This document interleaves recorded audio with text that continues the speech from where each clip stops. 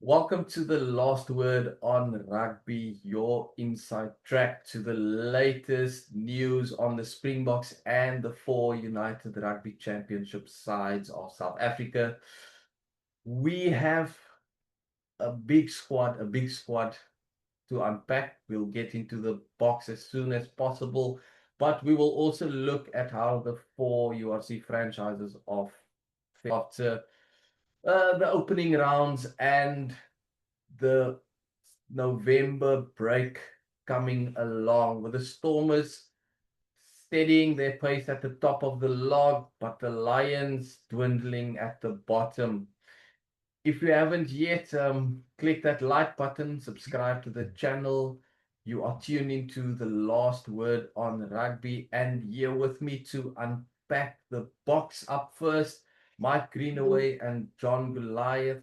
Guys, did we expect a lot of surprises, or did you guys expect Rassie to go with continuity while bringing back some of the injured guys who missed the test during the mid-year and in the Rugby Championship?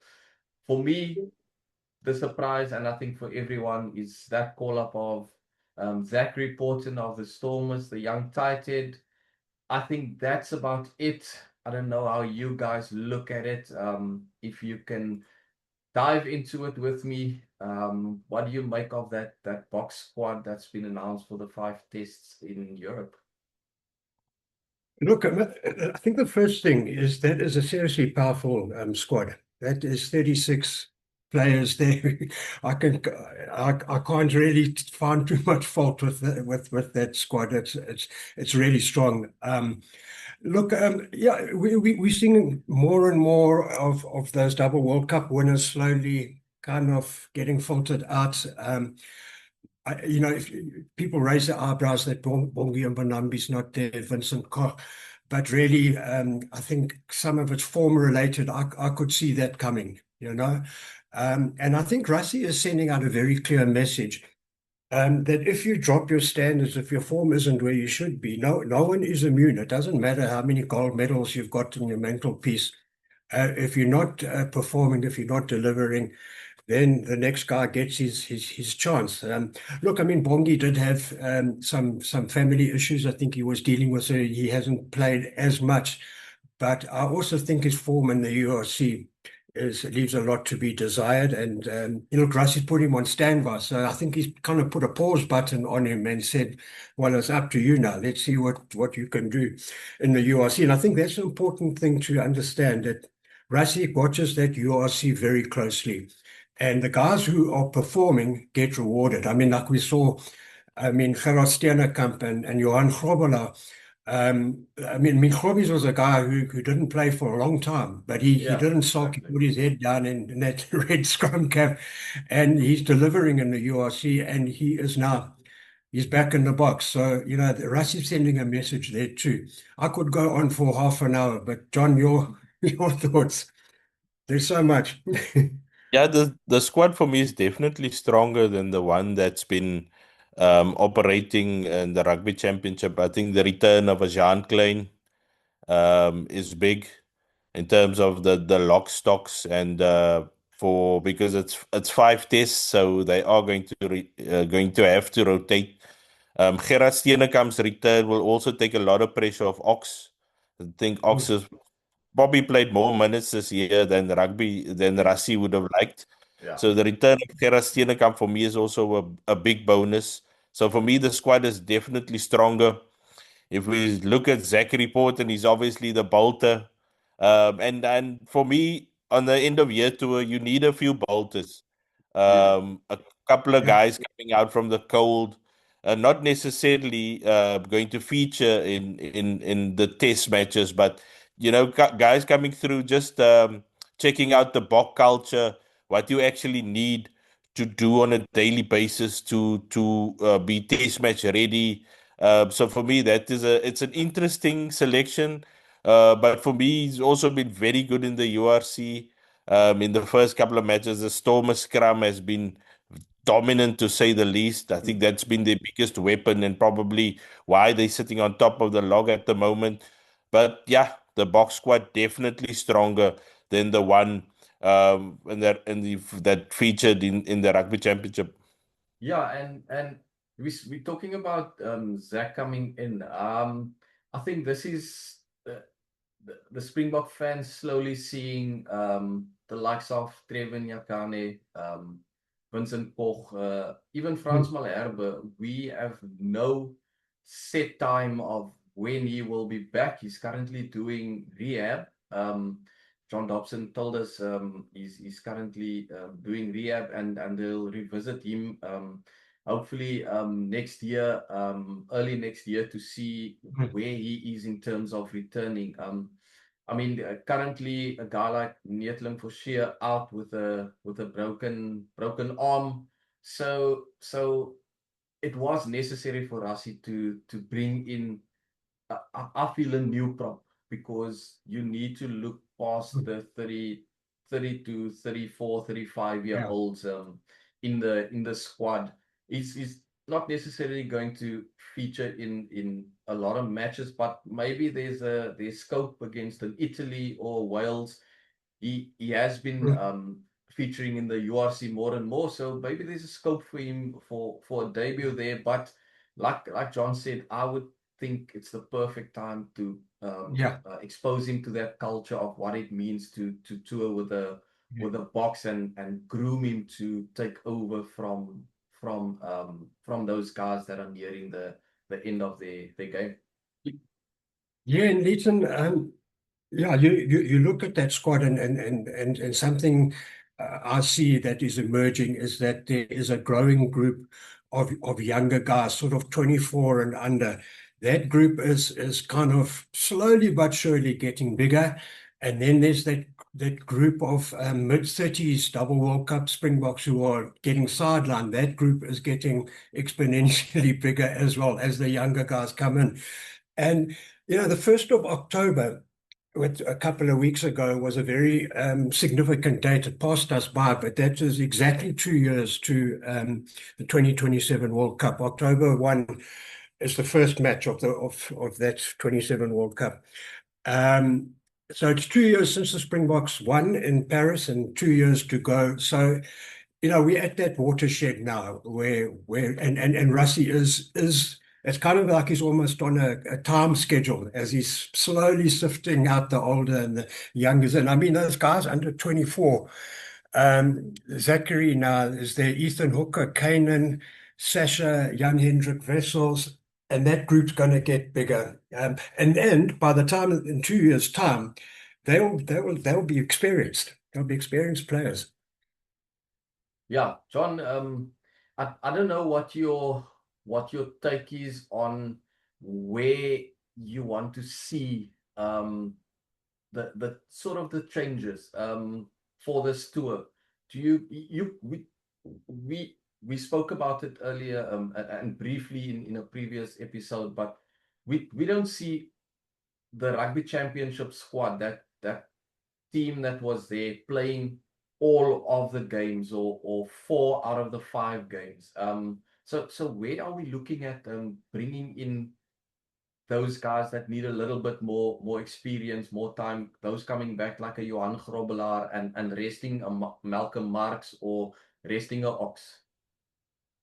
I think you can afford sort of to give those guys runs against Italy and Wales. The Springboks should still have enough sort of in the tank. And those guys, Wales at the moment, let's be honest, Wales are pretty poor. If you look at the URC teams, their record over the last 2 years, they are pretty poor. So you expect many of those guys to get a run. The great thing with the Boxers, though, there's so much squad depth. So if you go and start with some of the rookies, there's still guys that can come off the bench. If it's maybe gone pear shaped in the first half to come and rectify things in the second half. That's so much quality that they have. Mike is right that Rassie is actually, I think he's doing the perfect job in phasing in and phasing out at the moment. If you look at a guy like Wally Leroux, he probably played his last test match been a wonderful servant. But now it's time to bat down that fullback position and get a guy like Damian Willemse, maybe if that's going forward, that's his position, that's his jersey. Get him used to playing week in and week out, because there's gonna come a time where the Springboks will also have to play their best players in most of the test matches. Yeah. Next year is going to be a prime example with the All Blacks tour, where you probably expect for the 4 tests, at least 3 of them. It depends on how it goes. That the Springboks will be at full strength for all those matches, and battening down combinations as well. We've seen Kobus Reinach, who's for me has been the surprise package this year in terms of one of the older guys actually putting his hand up and making him undroppable. Yeah. So his combination with Sasha, I think, needs to develop more over the next month.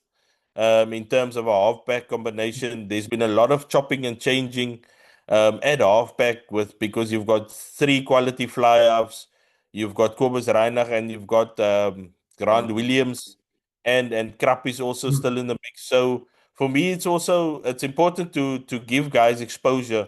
But for me, 2 years out from a World Cup, we need to start batting down combinations where we know this is our first choice halfback pairing, this is our first choice loose trio. Not so much the loose trio, because we know those guys pick themselves at the moment: Sia, Peter Steff, and Jasper Wiese. But batting down combinations, that's going to be important.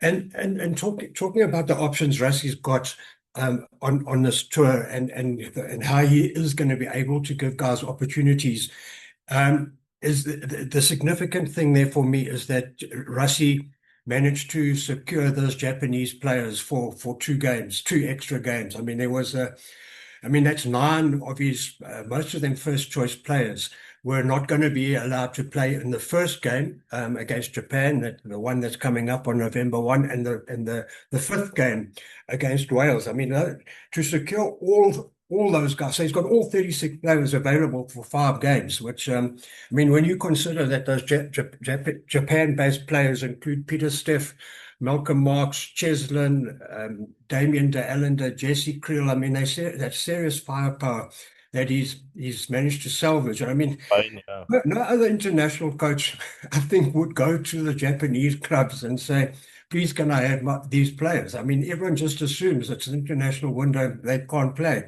But I mean, no one can say no to Rassie, it seems. Those 9 guys based in Japan that are now released, the added significance of that is that they need actually that first tour game to get some game time, because they've been resting. I mean, that's the beauty of Japan. I mean, the Peter Steffs and Malcolm Marx's, Cheslins, those guys I mentioned, 9 of them, they haven't played since the last rugby championship game. So they're having a nice break. But then they might be a little bit rusty going into, what's the second tour game? Is it Ireland or France? That's France. France. So now they can have a bit of a warm-up in that first tour game. So that is really quite a coup by Rassie. Yeah. And you know, they are going to play against some of their teammates from Japan. So they can have a early konnichiwa to some of those guys, and then tell them, yeah, we'll see you guys in December again when we head back to Japan. So everything is currently working out perfectly for the Boks, and I think Rassie and his coaches will be very happy with the way especially 2025 has panned out, and the amount of test matches they will still play to cap off the year. One thing, guys, John touched on it briefly earlier. One thing I am concerned about maybe is that sole fullback in Damian Willemse. I don't know what's you guys' feeling on that, and just how much more I think dependent the Boks will be on him. Yes, there's a couple of guys on standby, but is it a bit of dangerous territory to go into a European tour with just one recognized fullback? Yes, we know Sasha can play there, but like John said, we need to see his combination develop with Kobus Reinach, and hopefully they will start for the Stormers this weekend in Italy. But are we a bit concerned about that number 15 position with Apelele Fassi out injured? Yeah, it's gonna be interesting to see, because obviously Damian is not gonna play all 5 test matches in the number 15 jersey. So at least Rassie's got options. I think the beauty of Rassie, and what he likes to do is have players who can play in more than one position. Mm. Now you've got the option of Cheslin Colby, maybe. You've got the option of Kurtley Arendse, who could play at the back. Sasha, who's a flyer, but is equally adept. I think he started his test career in the number 15 jersey, if I'm not mistaken, against Ireland last year.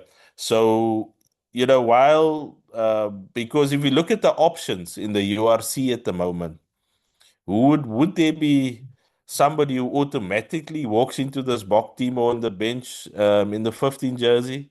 I'm not too sure at the moment. Somebody in the week mentioned Rainer Smith, who's out at Benetton, who's been playing some good rugby. Yeah. But I've got Rassie one also, to throw in that. yeah, you can throw it in. Like, you can throw it in, but what I'm saying is that if Rassie doesn't see a guy Yeah. who's maybe an automatic starter at Mm. this point, who can add value to the group, Yeah. then he's probably not going to pick him. Edwin van der Merwe, we've seen getting a couple of runs for the Sharks at 15. You talk about Yeah. Rassie liking versatile players, John. I wonder if he would have paid close attention. And Edwin actually has been performing pretty well. It's not his fault the Sharks are losing. But Rassie might well give him half an hour against an Italy or a Wales or somewhere along the line on this tour. That's what these end of year tours Yeah. are about, opportunities. Edwin could well have a future there, especially if Yeah. he can alternate between the two in a game. Yeah. I think a victim of the Lions' failures, definitely Kewan Orn.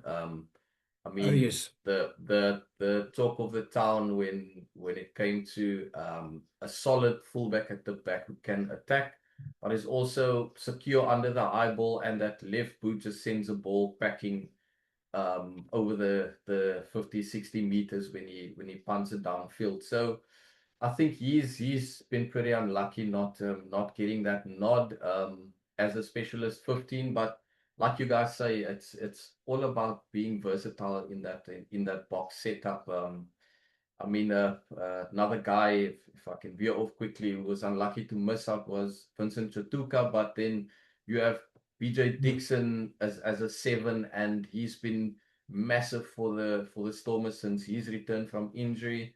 And then looking at just his carries and then what he does in the lineup, I don't think that has gone past Rassie and And his another selectors. versatile player. Another versatile player can Yeah, play lock as well. So exactly. I Yeah. think that may be sort of the criteria Mm. for Rassie, is that Yeah. especially if you go into a World Cup. We've seen examples of this before. Dion Fourie ended up playing at hooker in the World Cup final. Cheslin Colby's been good, play scrum half in a pitch. Drama, So hooker. versatility for them is very important. Jan Hendrik Wessels can play loose head, he can play hooker. So versatility for Rassie is very important. And if we can veer off maybe to the versatility point, is that maybe why I think Evan Roos is continually overlooked, Yeah. because they might see him as a guy who can just play number 8. They Yeah. might not recognize. I think he can play blindside You can. Yeah. for me. Um, he's also had a couple of stints when Achieva At Daimani was still at 6. the Stormers at 6. Yeah. So, but I don't think they see him at test match level as a guy who can maybe fulfill that role. Yeah. Ulrich Low can do it. We've seen it. He can play 7 test level. He can play 8 at test level. He can Cameron even play Hannekow, lock. yeah, he can even play lock. Kobus Wiese at the start of the year played number 8 and he played lock ahead of Evan Roos in the test match. So I think that maybe everybody's speculating why Evan Roos doesn't get picked. But I think it could be because of the versatility issue.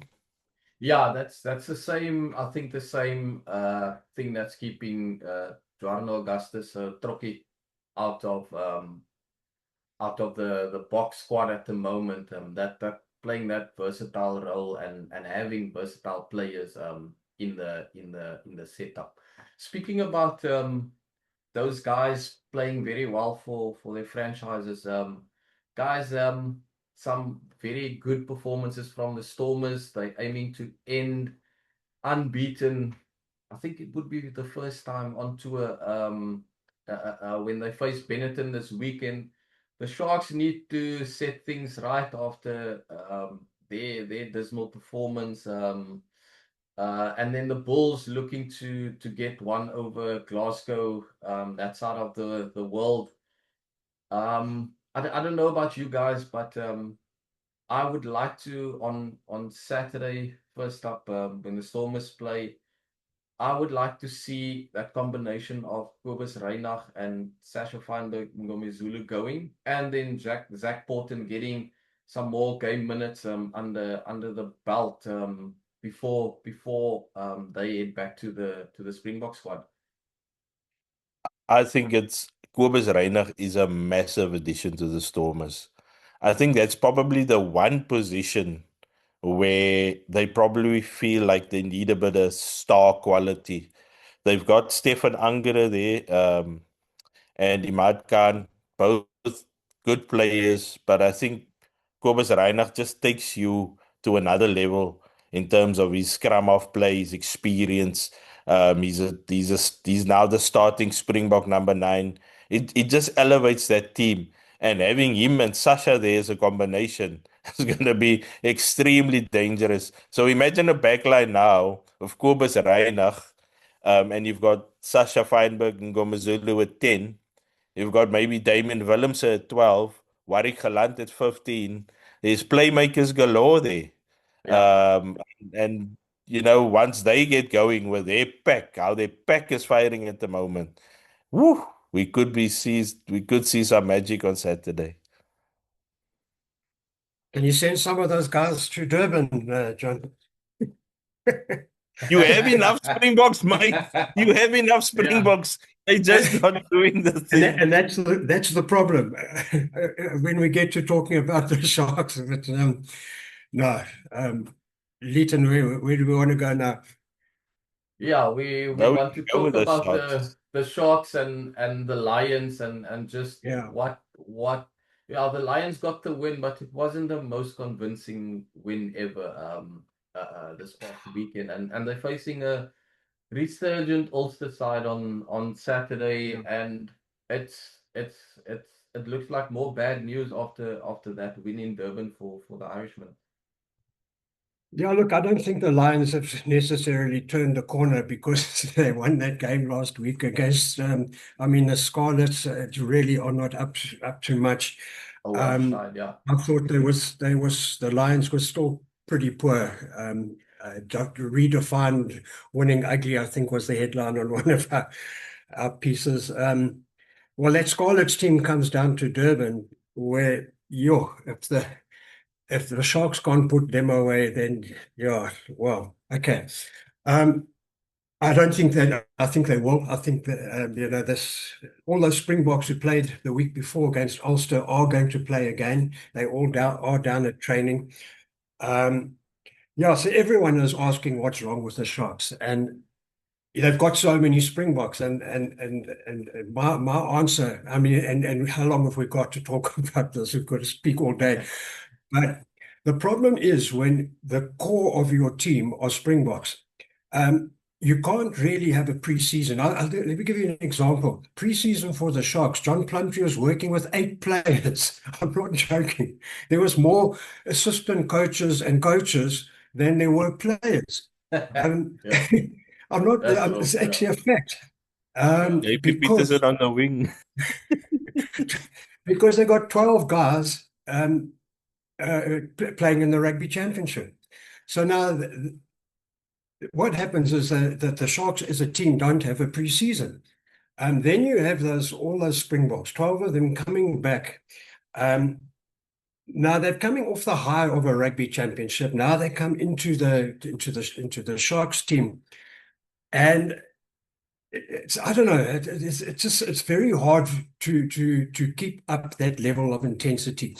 And also those guys are thinking, okay, so we've got 2 games now for the Sharks, and then we're going on a five match overseas tour. Do I really want to put my body on the line and get injured? I'm not saying that this is the case, but a lot of those Springboks did not play at the level. I'm talking about when they played against Ulster, they didn't play at the level they did in the rugby championship. And one of the things I'd like to just mention here, and I'm not being an apologist for the Sharks, is when the season is 12 months long, and you're a Springbok and you're playing for the Sharks and you're playing for the Storm, how can you keep up your level of intensity for 52 weeks of the year? Somewhere along the line, you take a dip. I mean, it happened to Leinster as well. Leo Cullen, they lost to Munster, and they had 13 Ireland internationals. So I think one of the problems is there's too much rugby, and the Sharks have got too many Springboks. And it's hard for them to play at a top level all the time. That's just my starting point, but I'll give you guys a shot at it. Yeah. I think the drop off, the problem with the Sharks is the drop off from the top guys and the Springboks to the guys who basically on the next rung URC level. Yes. The discrepancy is too big. Yeah. The quality wise, because somehow I think the recruitment have to be questioned, because 100%.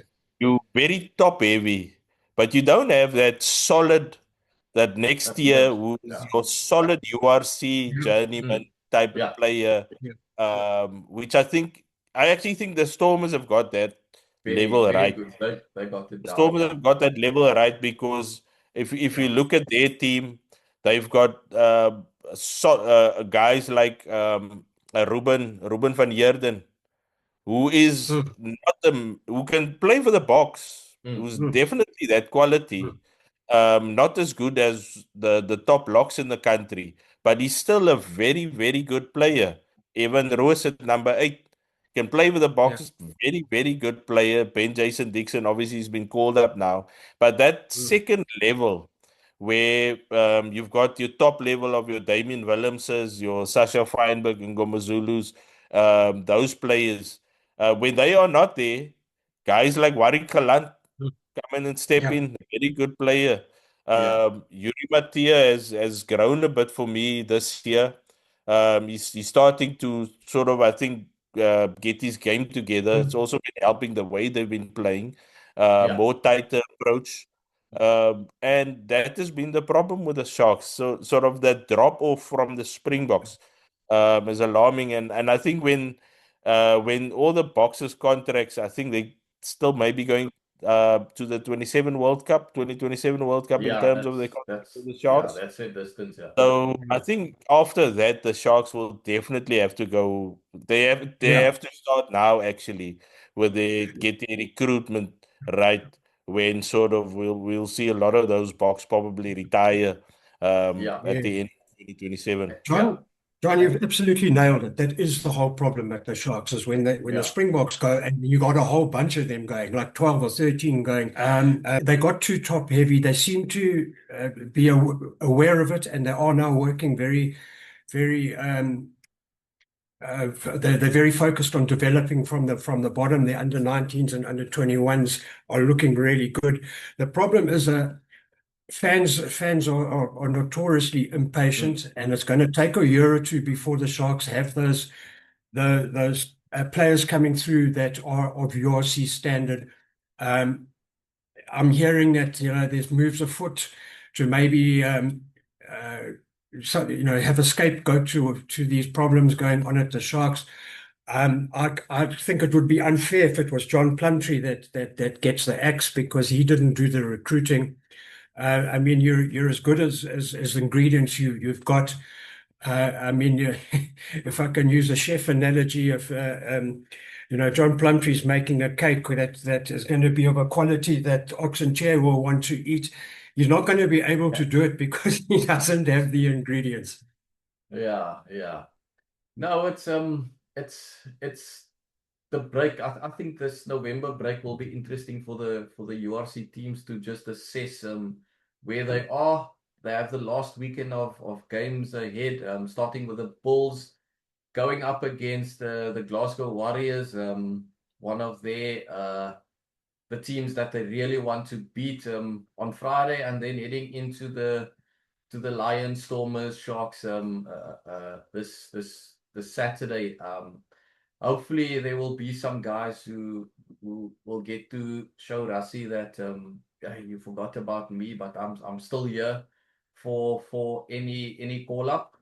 But then also we want to see some combinations that might play for the Boks get into gear after the rugby championship.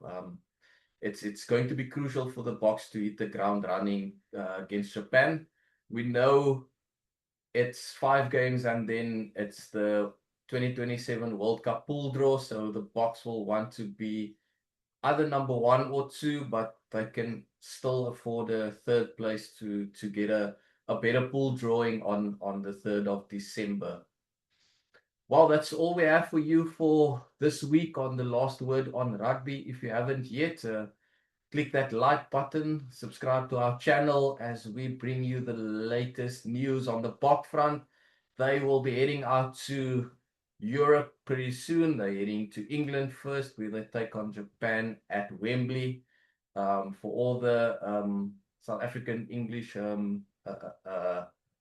people that side, it's coming home. And then we off to Stade de France, where we might see Siya Kolisi in his 100th match, depending on how things go. Mike, John, thanks for tuning in with me again, and thanks for the chats. We'll definitely dissect the Sharks a bit more when the time is right. But our focus will most likely remain with the Boks as they look out to finish this year on a high. Thanks again, guys. Cheers.